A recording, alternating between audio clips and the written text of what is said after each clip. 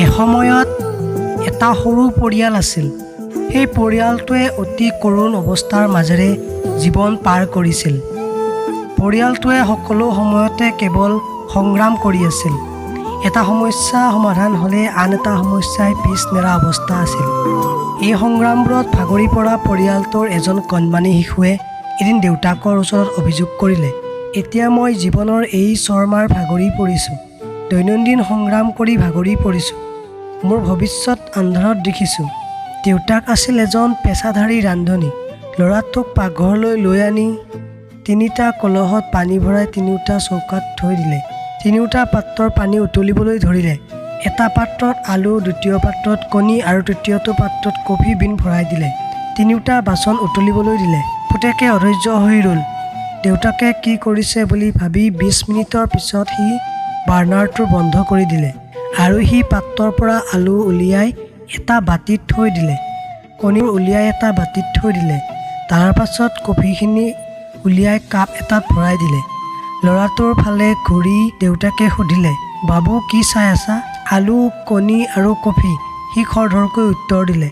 তেতিয়া দেউতাকে ক'লে, ভালদৰে চুই চোৱা। তেতিয়া ল'ৰাটোৱে চুই ক'লে যে আলুবোৰ কোমল হৈ পৰিছে। তাৰ পাছত ল'ৰাটোক কণী এটা লৈ ভাঙিবলৈ ক'লে। খোলাটো ভাঙি যোৱাৰ পাছত সি দেখিলে কঠিনকৈ সিজোৱা কণী এটা। শেষত দেউতাকে ল'ৰাটোক কফি খাবলৈ ক'লে। তাৰ সুগন্ধিয়ে তাৰ মুখত হাঁহি বিৰিঙাই আনিলে আৰু সি দেউতাকক সুধিলে, দেউতা ইয়াৰ অৰ্থ কি?